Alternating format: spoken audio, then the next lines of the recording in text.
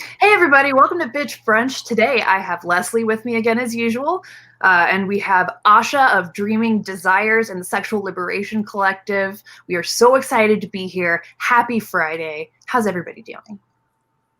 I'm good.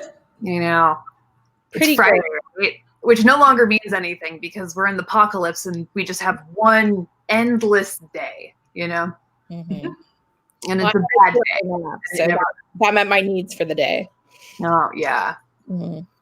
It's important to meet our own needs for sure. So today we are going to talk about a couple of zany things that are in the news. We are talking about, sort of loosely, Jeffrey Toobin, who may or may not have accidentally wiggled his meanie at his co-workers on a Zoom call. And also a particular dominatrix who got very popular on the internet because she took her puppy, her support puppy, to the store with her. I figure we can start there because this one will sort of lead in. This was a pretty controversial image. You know, there was a lot of debate within the kink community, outside of the kink community, just like generally speaking, like, is this the kind of thing you can just take to the grocery store? I know how I feel about it, but who cares about me? What do y'all think? Me personally, I'm of two minds. Mm-hmm. I think I was the person who sent it to you originally. Right. My first initial was to chuckle. And then I thought about it and thought, okay, if I had been in that grocery store with my kids when they were younger, how would I have felt about it? Right.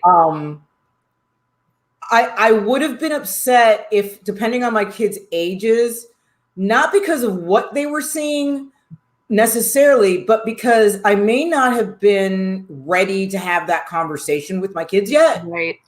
And if I wasn't, I would have been forced to if I was one of those people in the store. Yeah. What about you, Asha? I think this is one of those lines around consent. And, you know, how do BDSMers, role players, animal enthusiasts interact with the rest of the world? Right. And I think it's important to keep that in mind, that folks are living their everyday life. They may not have context for what you are doing, and they may also have, you know, a personal history which just super triggering to them to see something like this. Yeah, absolutely. In the, you know, just at the grocery store. So personally, I was not a big fan of this particular dominatrix and situation. And I do think it's a very fine line about what makes a scene sexy or hot in terms of having voyeurs or not having voyeurs, or, you know, doing something in public but not getting caught is very hot to lots of people. Yeah. And do people or who might happen upon you have the chance to consent to that experience should they witness you? Right. And I mean, I broadly feel the same way. You know, I feel like there is an element of kink that is maybe not inherently sexual, but evokes sexuality in such a way that, like, if you take it into public like this, like, the majority of people are going to interact with it as a sex act, you know? And I think there's an extent to which your intent becomes less relevant when you put yourself in a public place and the majority perception is different from what you mean. You know, like, you can go and say, like, when I say paper, I really mean abolish cops, but, like, people aren't going to know that. You know, people aren't going to be able to just put that together themselves. And I think, in particular, this group or this pair, you know, we're not thinking about other people beyond sort of just as being props in their fetish. You know, that's basically it. Like, and you can't turn somebody into a prop like that. Like, it's dehumanizing. It's violating. But the counter argument that I have heard a lot of, like, over and over again, is people saying, well, pet play is not necessarily sexual, right? Like, it's not sexual for most of us. And in fact, by saying we can't do this in public, you are stopping us from expressing our affection for each other in a way that otherwise would be fine or less sexual, as, for example, kissing, which is socially acceptable. Again, it goes to the consent of the people around you, not the two people in this instance. And again, even if it's not sexual, I go back to being a parent. I still would have to explain something to, say, my 5-year-old that I wasn't ready to explain to them. Yeah. And I shouldn't be forced to because somebody decided or somebody was thoughtless. Yeah. Yeah. For sure. And I saw some people who were equating it to women breastfeeding, which just, oh my gosh. Yeah. Yeah. But I mean, that's the thing, right? Like, when does an act become a sex act, really? Even sort of taking aside like the broad normalcy that is expected at a grocery store or whatever.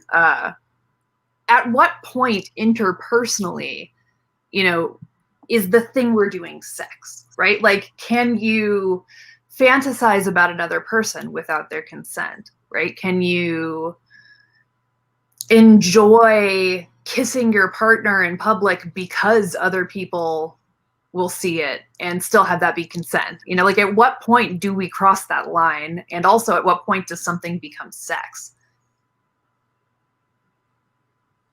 I'm very interested to hear your opinion here, Asha. Yeah, I think being, a queer woman, and how orgasmic the female body is. I certainly can come from many non-sexual body parts. To me, sex is, working towards and achieving orgasm in some way. And that includes some things that, like, for me, that many people would not consider sex, like, aggressive earlobe kissing. But that's just kind of the line I think about. It's in a more flexible way than. That's interesting, because I personally would not define sex as seeking an orgasm, because I know, like, I tend to be sort of anorgasmic because I have crushing depression and I take a lot of Zoloft, and so it takes me a really long time to orgasm, if I do at all. I've started interacting with sex, about sort of the connection that I'm making with somebody or the other kinds of pleasure I'm experiencing. But, like, to me, like, the orgasm is, like, kind of incidental, I guess. Yeah, I was gonna say, for me personally, I don't know if it's an age thing, but yeah, I've had plenty of sex and had lots and without orgasms. I mean, those two things don't necessarily have to go together. I mean, I'd like them to, but they don't always. So, yeah. I mean, I don't hate orgasm, right? Like, I'm not against orgasming. It just doesn't happen for me nearly as often as a lot of people. Yeah, I am pretty orgasmic, but there are times when, okay, you know what? I've been married 3 times. Right. There are times when you're just not in the mood, but you're just being nice. Finish and go away so I can do what I need to do. So yeah. Sometimes it's not about me or what my pleasure. Sometimes it's just, okay, this is the way I think about it. I think sex is a biological function that we all need. Mm-hmm. And sometimes when you're with somebody, they need it when you don't. Right. And sometimes you give in because you love that person. Yeah. So, like, sometimes it can be an act of service. Yeah. Yeah, I think that's totally fine. I think a lot of people have had, like, service sex, and so long as you are doing it, like, understanding that's what it is, and you're not feeling pressured, and it's not, because you're afraid you're going to be punished if you say no or whatever, I think that's fine. Like, yeah, have service sex. It's great. Like, I give my partner a back rub when I don't really feel like it sometimes because, And I'm also kind of into the whole teasing portion, you know, the foreplay part, Right. that's actually the best part for me, to be quite honest. Yeah. So moving us away from this a little bit, I think for me, it's like a technical thing because, you know, I'm also active in non-monogamy, polyamory community. And it's just very interesting to me how finely people are able to split hairs between cheating and actually proactively being ethically non-monogamous or polyamorous. So in some ways, that's why I get like so specific about what is sex, what is not sex, because we've seen time and time again how sexual acts, like whether it's, you know, blowjobs to Bill Clinton or what have you, are not seen as true sex. Right. Well, no, but see, that's just bullshit from people who want to get away with shit. That's a completely different topic. Back when I first started doing stand-up, or not when I first, but like in the middle of me, like really going professional, I used to do a bit about Bill Clinton and Monica Lewinsky and the whole thing about that. And as a matter of fact, I did back in the day, Bill Maher's Politically Incorrect. And you had to have a politically incorrect topic when you auditioned. And that was my topic, was the fact that it's oral sex. There's sex in the name. It's not oral, gets you off, but doesn't count. Right. So that's generally men, not always, but that's generally men who are trying to get away with something by calling it something else. That's a completely separate subject, in my opinion.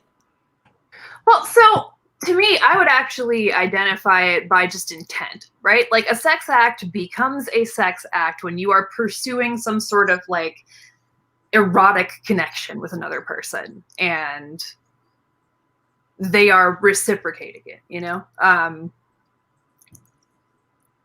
Well, that's a consensual sex act. A sex act doesn't have to be reciprocated.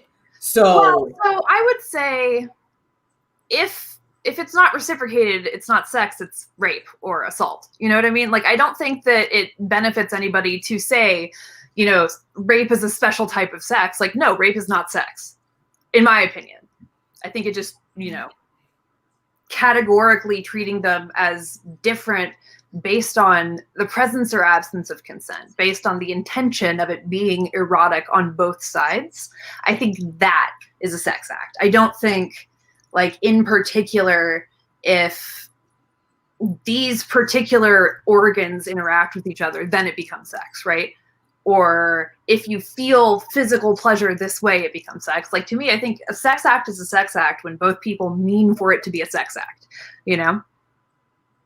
I don't know how I feel about that, so I'm not going to say anything else. What do you think, Asha? So then this case, we have the camp of people who don't consider pet play to be sexual and thus not a sex act. And then the camp of people who just don't know anything about this and just see a sexy lady with a human male dog. And, you know, those of us who can see the nuances and understand what those are. And so I think the expectation that everyone in the world around you see the nuances is the problem with this example. Right. We don't all have the same access to political education or sex education. You know, women's bodies are seen and interpreted a certain way. I'm sure that dominatrix's was, you know, during that walk with her pup. I don't know. I think that's just how I view it and kind of where the line is. We can't assume the world has the same information or the same lens as we do. Right. Right. And I think that kind of, you know, if you can reasonably expect that it will be interpreted as a sex act, I think it is fair to say you need to get consent. I think that sort of reciprocity I was talking about earlier with sex acts, right? How it has to be both parties intending for it to be. If you are a party that is not intending for it to be, but you reasonably can expect that the other person will interpret it as such, right? Or might interpret it as such. You know, like, friends might smack each other on the butt right? But you wouldn't just do it to a coworker because that would be reasonably interpreted as a, sex act, right? A violation of bodily autonomy. And I mean, generally you don't touch people in ways that they don't like, but like that one would be particularly taken, as a sex act. And it doesn't matter if you're just trying to be friends, right? Because there's a reasonable expectation that it would come across in that way to the person it happened to. I've accidentally done that to somebody. Oh no. I thought, okay, this is back in my comedy days. I went to go see a friend comic of mine perform. And when you walked in to like the lobby, it was like this big lobby, and then there were double doors to the showroom where the performance was happening. Right. And I saw what I thought was my friend standing in the doorway watching the show. So I walk in, both hands, cup his ass. He turns around and it's not my friend. Oh no. And then what? So I'm standing there holding his butt cheeks, and he turns and looks at me, and I went, "Hi, you're not Dee Dee." And he said, "No, I wish I was." So he was very cool about it.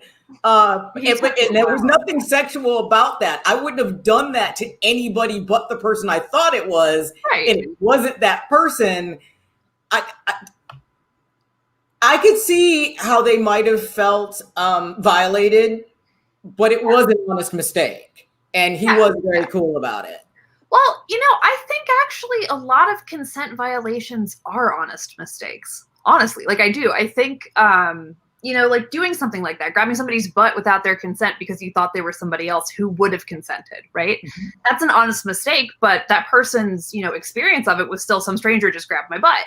Right. And I think that's kind of a useful object lesson to talk about, like, even further, when we start talking about like assault or harassment or rape, we can also consider like people who are doing these things don't necessarily have the sex education they need to even realize they're doing these things. Well, and there was an incident in that show that I was talking to you about, Rachel. What show was that again? It's called I May Destroy You. Okay. And it's on HBO, and it's with Michaela Cole. Okay. Who is an amazing actress. But let me warn anybody before you look it up. This show is extremely triggering. Mm-hmm. It's the entire, at least first seasons, and it's 12 episodes, is all about consent, what is consent, right, about rape, male, female, male on male, how each of the people in the story react to it, and the nuances of how they react to it, because they all handle it badly. Right. Right. Which is what most people do. Mm-hmm. Most people handle sexual assault badly, even when it's your friend, because you don't know what to do. So the show, if you have somebody that you're trying to explain consent to, it's a really good show for everyone to watch, but you need to know just how triggering it is. Right. And I don't think I'm going to be giving any plot point away, because these things happen early in the show. But there is a gay man, and he is raped after consensual sex by the same person. Right. And then afterwards, someone else, a female who's a friend of his, who had been raped as well, who knows about his sexual assault at a party, decides to be cute and lock him in a bedroom with another guy. Yeah, that's a really good example, actually, of like consent gone awry. Asha, I saw you making some faces down there. Do you want to weigh in? I prefer to stay in the realm of real life myself, because there's plenty in real life to dissect. And I don't know if you want to move to the second issue, but yeah, I think education is just such an issue. I live in Georgia, buckle of the Bible Belt, and kids are not getting any sort of realistic medical-based sex ed at all. Nope. And I think most children are not being taught like what consent is, because Southern manners are a lot to overcome in terms of having access to one's own body as a child and not being forced to kiss or hug or sit on anybody's lap, etc. The number of people I know who call their kids' vulva a TT is entirely too high, folks. Like, let kids know what their body parts are called. It's not a profanity. It is just a word. We don't need to be afraid of it. I'm more down there in some configuration. I'm really not worried about that. I'm more worried about the other portion of what you just said about forcing kids to hug people. Yes. You need to knock that shit off. Mm-hmm. So stop telling little girls, go give grandpa a hug. Go give grandma. If they want to hug somebody, they know whether or not they want to hug somebody. They don't have to. They don't have to hug the stranger that says hello. They don't have to hug Santa when they go to see Santa at the mall. Santa could be a creep. You don't know. Stop doing that to kids. And I think one step further is if you know you have a sketchy relative, don't invite them to the barbecue. Like people do not get access to family lives or children just because they're a blood relation. And I think there's far too much of that and defending as well. Right. You're talking about like childhood sexual assault in particular, or? I am, especially, familial incest. Yeah. Well, I mean, that's the majority of times, who's perpetrating it is somebody who is a friend or family member of the victim because it's available, Also, the other thing that men tend to do in business settings if you're a hugger before COVID, if you were a hugger, that too long hug or that kiss on the cheek that you weren't expecting, stop doing that. I'm married. Don't kiss me. Yeah. And even when I wasn't married, don't kiss me. Yeah, absolutely. Stop. And I don't care if you found it to be affectionate. I didn't. Stop. And when I take a step back, don't act like there's something wrong with me. Agreed. Well, and I think a lot of people become very hostile when they're told no, right?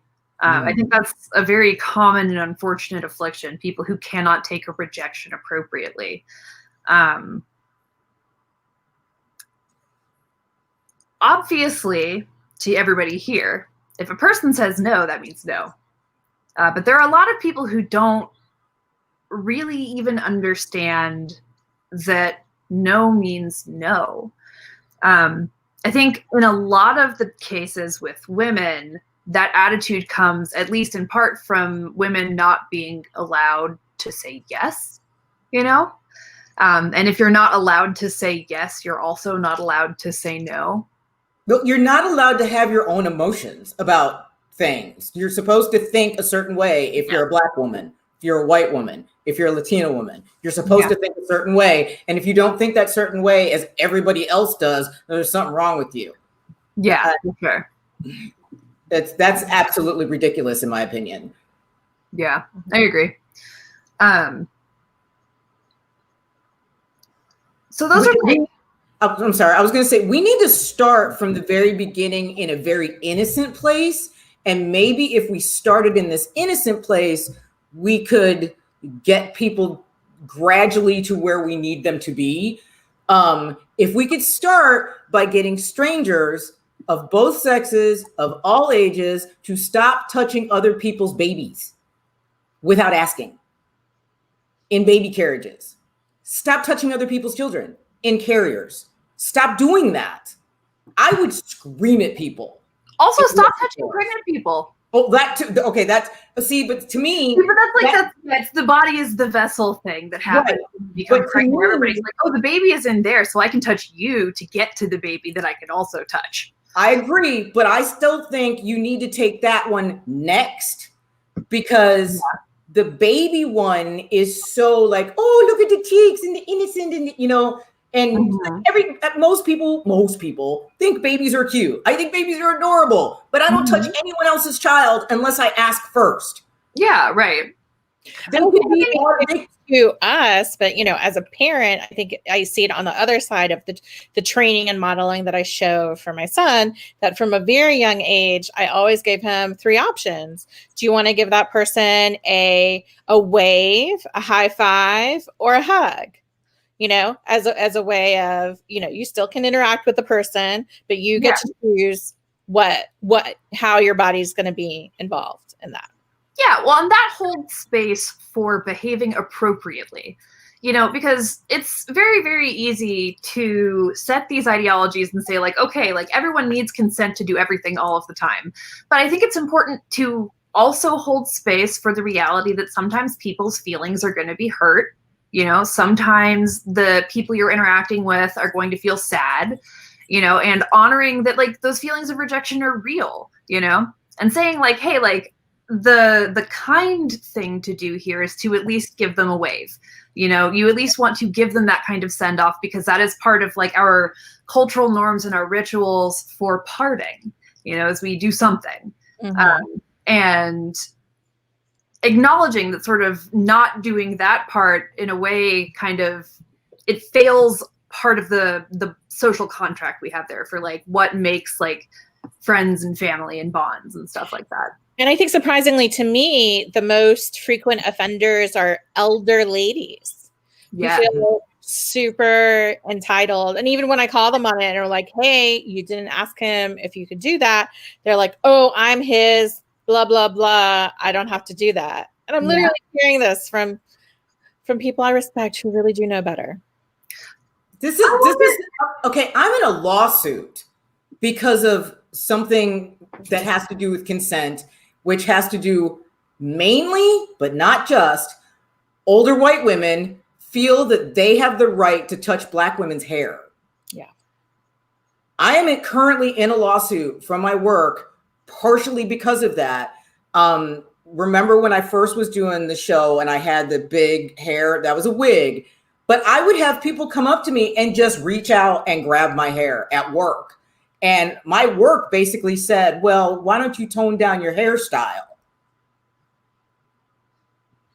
You're muted me, Rachel. Yeah, you can't do that. That's not a thing you're allowed to just do to a person.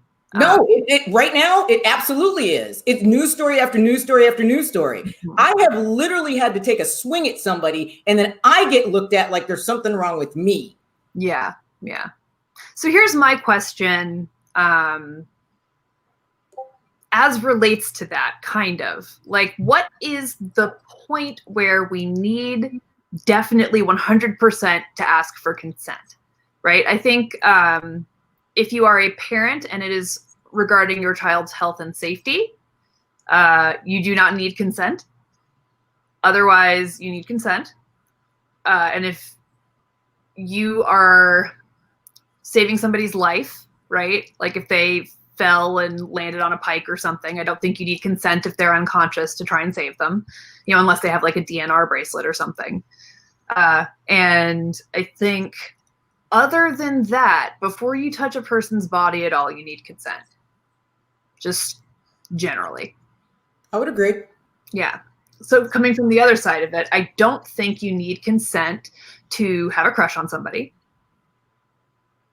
You don't have to have consent, but you do have to have consent to pursue it past whatever response you've been given. So what I mean by that is, if you have a crush on somebody and you let them know and they go, you know what, thank you, but I'm not interested, well, then you need to back up. Mm-hmm. You can still have your crush, but you need to back away from that person because they've told you that they're not interested. And we need to stop doing things to, and we do this to men more so, or boys more so than we do to women, but keep trying.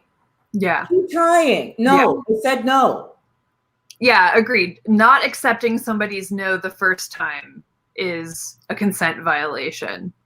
And I don't think consent violations are always just about touch and sex either. Like if somebody were to put like a really, really embarrassing picture of me on the internet after I asked them not to, I would be upset. I would be upset that they felt like they could just do this thing, with my image that I didn't want them to do. You just reminded me of that there's a lot of self-work in this. Like, we are all in a structure dealing with colonization and trying to decolonize our brains and our bodies. And I'm a touchy person, and I have someone in my life who like does not do casual touch. And I have definitely accidentally violated that person and triggered them because of my, you know, kind of friendly Southern handsiness. Right.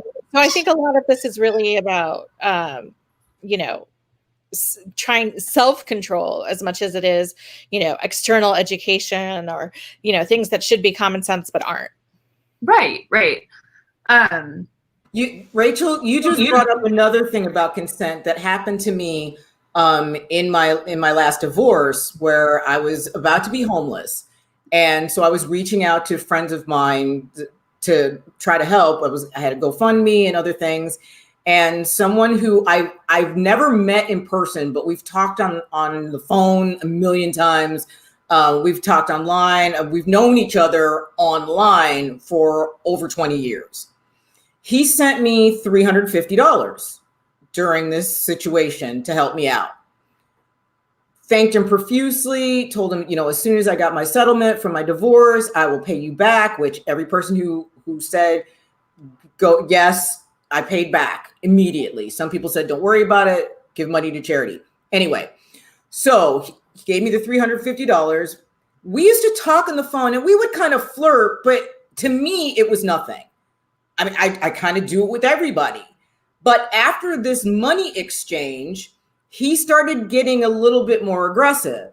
And at first I laughed it off, but then somehow he got on the subject of sending me a dick pic. And I said, please don't. Right. And then he did. Yeah.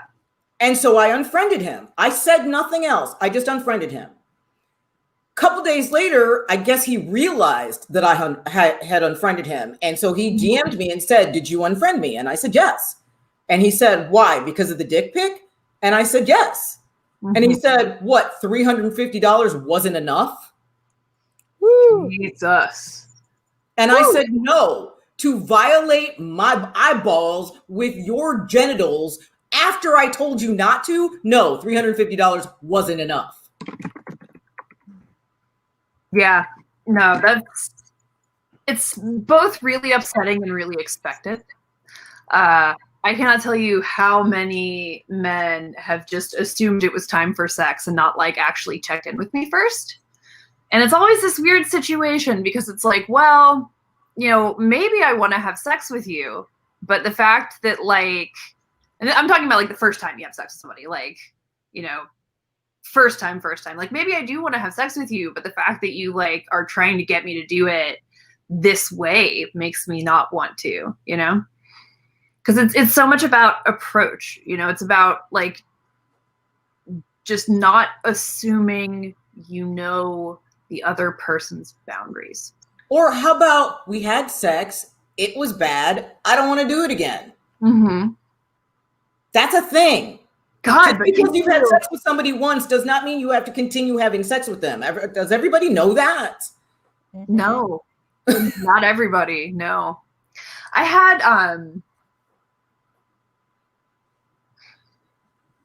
the other day, I had a really just like awkward interaction, and I want to use it to sort of illustrate like always ask first. I had been like talking to a person who had sent me some art they did that involved nudes, you know, and it was not like it was erotic adjacent, you know what I mean? Like it wasn't overtly sexual, but the person was naked and there were like, you know, artsy things going on around the nudity. And then a couple days later, they sent me some more images, but those images weren't like appropriate to where I was at that moment, you know, and I didn't realize until I opened it up, I was like, oh shit. And I feel like that kind of hammers home, you have to ask every time too, you know, like you can't just always assume, like you need to keep asking. And even if they said, I am always good with this, you need to check in and say, hey, are you still good with this? You know? And it's funny because I think that's something that in the kink community we discuss a lot. But outside of it, it's kind of hit or miss, frankly. It is, because we have these idealized thoughts of romance and how romance is often non-consensual, or at least in Disney movies it is. Yeah. You know, and all of our kind of childhood upbringing and seeding, you know, around these thoughts. I can fix him strategy. Yeah, well, and we have to, we also have to give each other a break a little bit too, because of what society has deemed acceptable. And so what we're assaulted with sometimes that we don't even realize that we've absorbed. Right. It takes a minute for, if you're not completely, how do I want to say that? Okay, if you haven't been taught about consent and you're having to teach yourself, sometimes it takes a bit because of all of the images that we have been bombarded with our entire lives. Mm-hmm. And I'll give an example for myself and my generation, Gen X. Mm-hmm. The original Rocky movie. Okay. The seduction scene between Rocky and Adrian, when I saw it, when it first came out, which was in the 70s, because of everything else that I saw, I found it like, oh my gosh, I was so in love with Stallone. I was so in love with Rocky. Watching it now, oh my gosh, is that scene rapey? Yeah. I mean, he tries to leave several times and he won't let her out of the apartment. Yeah, I was watching an old Indiana Jones movie the other day, and there was a woman who was like literally slapping him, telling him to leave, and they still had sex. Like, and by the end of it, she was like, "Oh, I'm wooed," because he like hit her back or some weird, ridiculous thing. Okay, and it's just like, this is not how did this ever get normalized? You know, like, how did people not? Because we were owned back in the day. Okay, so Black women were owned back in the day, and then Black people were owned back in the day, and then women were their husband's property for a very long time as well. So my age, I grew up with those images, and my last husband and I used to get into huge fights because he was a huge Clint Eastwood fan. And I'd come walking in the living room and he'd be watching some Clint Eastwood movie where he's like slapping the crap out of some woman. And then she's like, oh my gosh, okay, you're my hero. And I would go, what is this? Yeah. How are you in your late 40s and still think this is okay? This is the most ridiculous thing I've ever seen. And just so you know, girls don't get, the biggest one growing up. This was the biggest one. If you were into soap operas, General Hospital, the it couple for all soap operas was Luke and Laura. Luke and Laura got together because Laura was dating Scotty and Luke raped Laura. Wow. And she broke up with Scotty and fell in love with Luke after he raped her in a disco. That's how that whole storyline started. Ew. God, no wonder people have no fucking idea what rape looks like. Honestly, no wonder. If that's really like where we were at that recently. And it kind of seems like a good chance to circle back and go more into something you mentioned earlier, Asha, about how our ideas of people as property and ownership of other people's bodies relate to colonialism and slavery. And I was wondering if you would be down to sort of illuminate that for people who maybe aren't quite as nerdy as, you know. Sure. So I'll say for myself, being someone who is mixed race, I am Irish, South Asian, and Chinese. So I come from people who were colonizers and people who were colonized. So I'm one of those people who is a mix. But I think that this that how our cultures are made up, what our country lines are made up of, the politics of what language is spoken, what currency is used, is all about colonization and which country invaded which back in the day and what the legacy of that is, even if countries now have their independence. And so this comes up, I think, a lot for me in a interpersonal level as well, in terms of, what are the things that I inherit from my ancestors about being entitled or a leader or a colonizer, or believing that the world is my oyster, or, believing that I'm more important than other people, or, these kinds of actions as an individual that make up a colonization. And then how do I, as someone who has ancestors who fled countries from colonizers, who the countries they flee to were already colonized, by someone else, that within myself, I have both things. And so when we talk about decolonization and sex, which is something we present on at the Sexual Liberation Collective, it's a lot about understanding what our histories are, what our ancestral DNA is,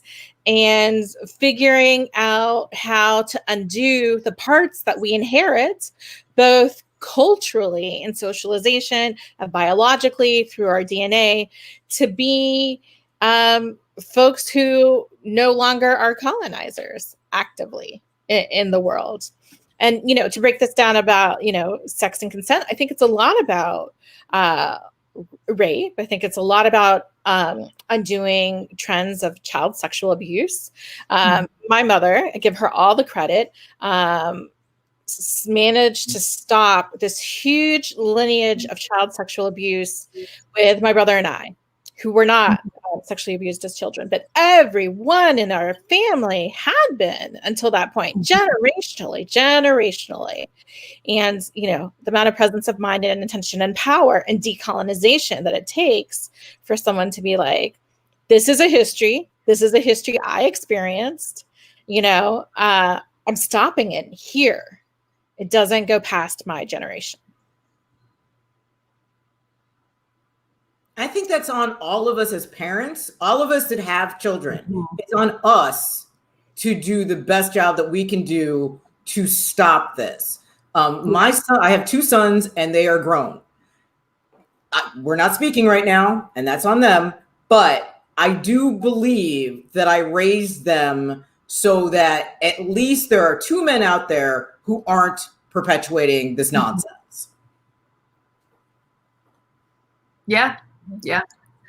And it kind of also ties back into like playing with your hair without your permission, right? Like, it is both desired because and considered, property because it belongs to somebody who's not white, and it's that sort of like sense of entitlement to brown and Black people's bodies that a lot of people have.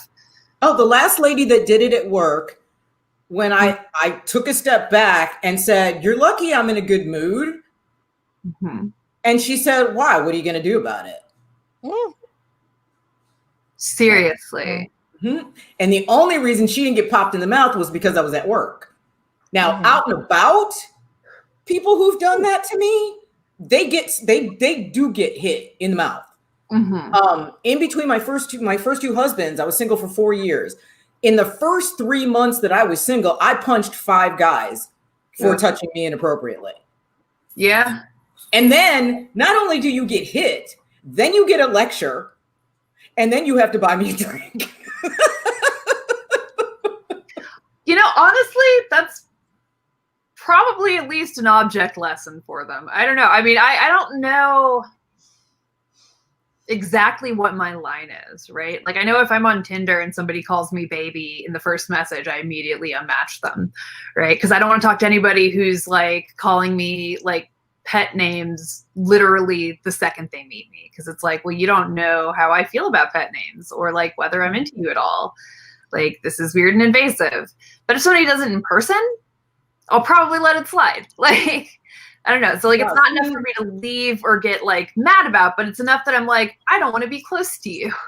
Well, see, I became single. Okay, so I married my first husband, was the first man who ever asked me out on a date.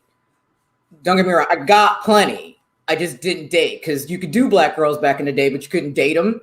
And I lived in a predominantly white area. So, you know, and I was also raised to be my father's son. So, you know, I have a weird thought process about sex. Right.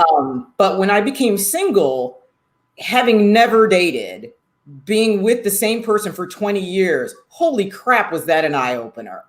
Because first of all, back when I was young and single, guys didn't dance at all. Like you had to drag guys out on the dance floor. So I went out dancing and I was experiencing guys who I would be out on the dance floor with my girlfriends, and all of a sudden there would be a guy humping my leg. And I'd be like, what are you doing?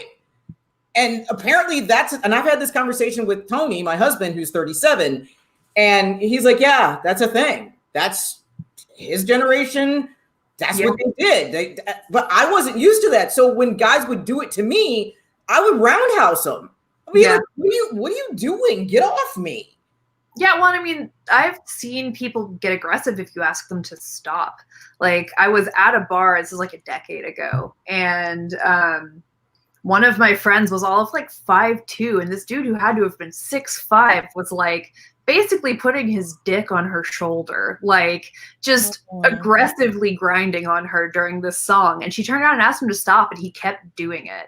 And I was like, you need to stop. Like, I confronted him about it. And his first response to me was, I can dance wherever I want. I responded to with, well, you better dance your ass somewhere else, because I was not having it. Like, I was like, get out. Yeah. But he was like ready to like argue with me about it too. Like, he didn't stop until one of the men we came with, who himself is like 6'6", came up and got in his face. It was like, you had to have a bigger, stronger man for this dude to even care. Which is why I automatically just hit people. I'm not waiting for somebody to come rescue me. Yeah. Get off me.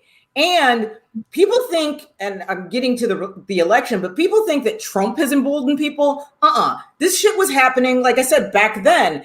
A couple of guys got their faces slapped for things that they said to me. I was sitting on a bar stool at this country western bar, and so standing, my chest was eye level with this guy who literally didn't know him from Adam, sitting at a table with a bunch of people.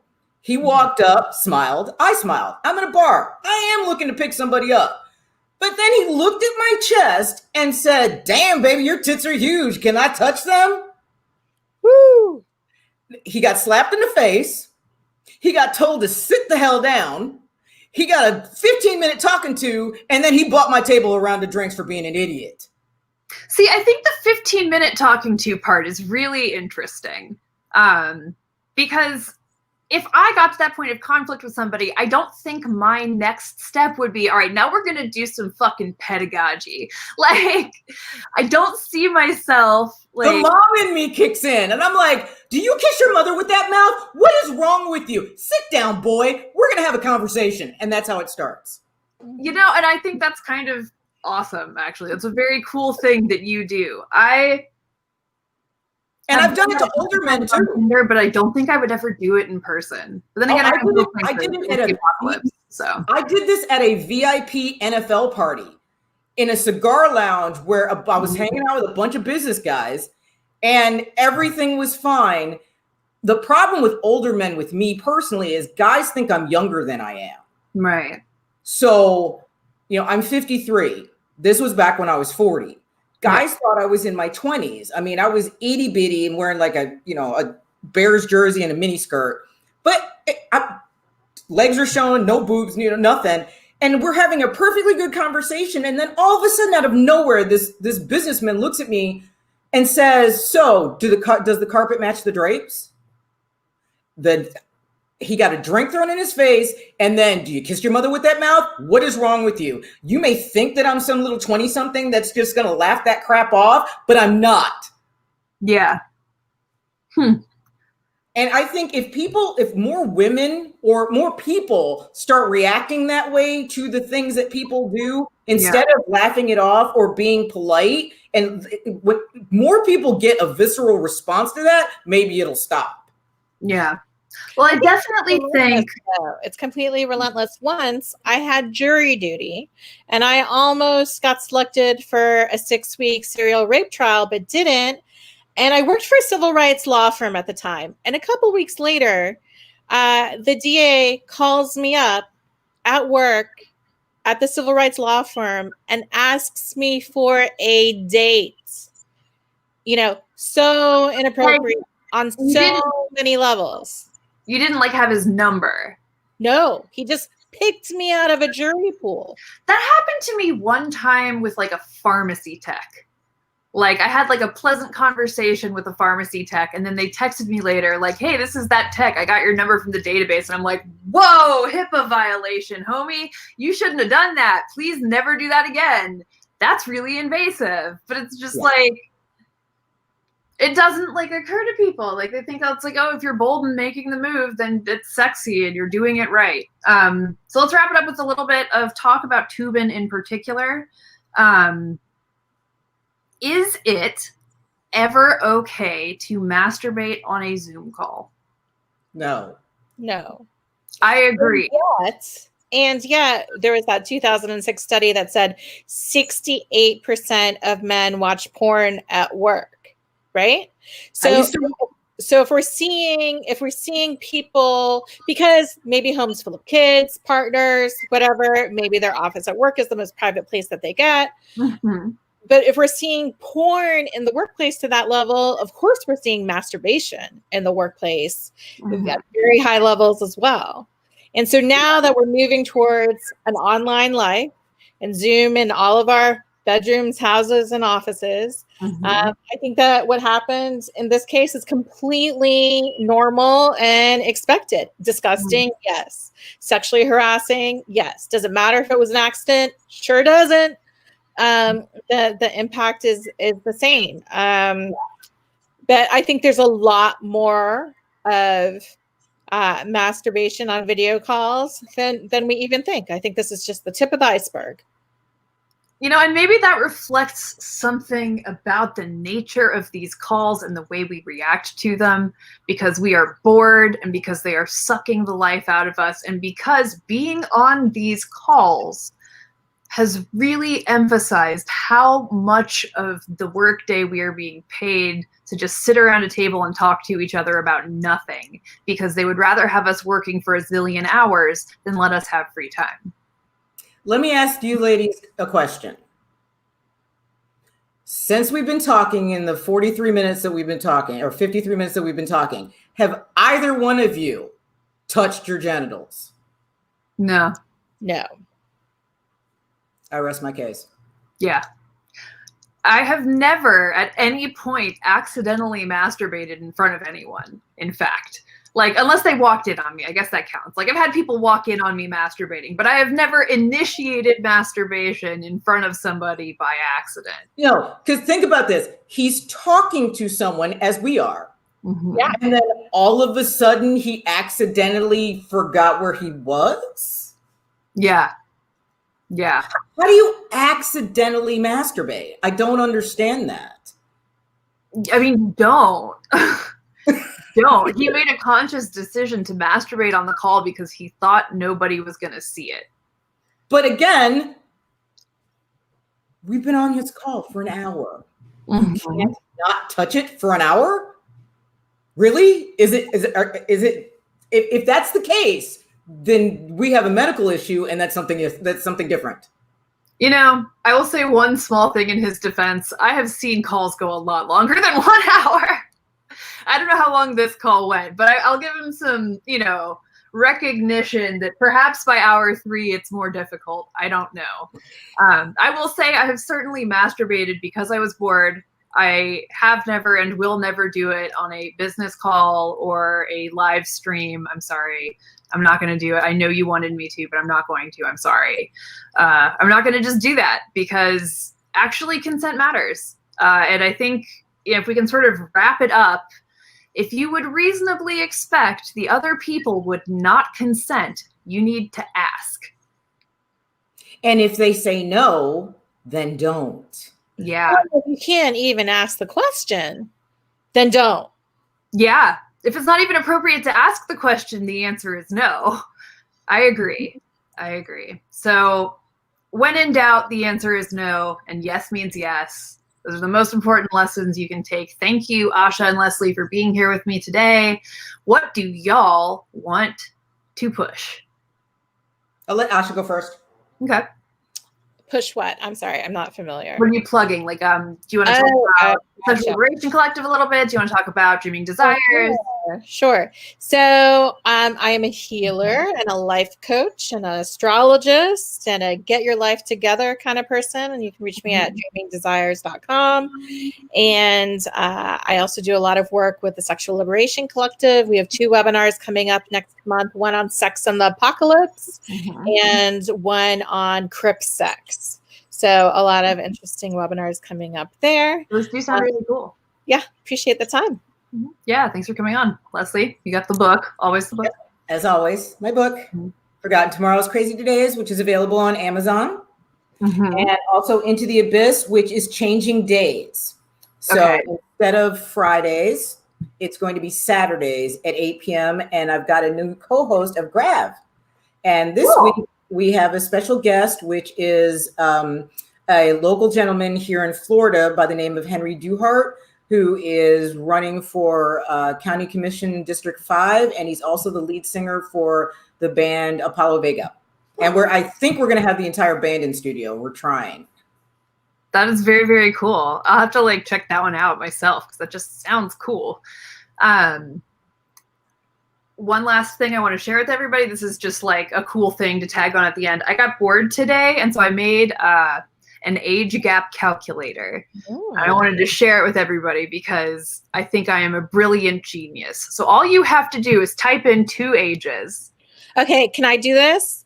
Can you type in my age, which is 43? Yes. Okay, and 43. Someone else's age who is 30? They're too young for you. See, that's what I thought. Yeah. Life is like this. You got to do mine, although we know it's going to say yes. All right. So 50, what was it? 3 and 37. Okay. Yeah, sorry. Let's see what age it would give you.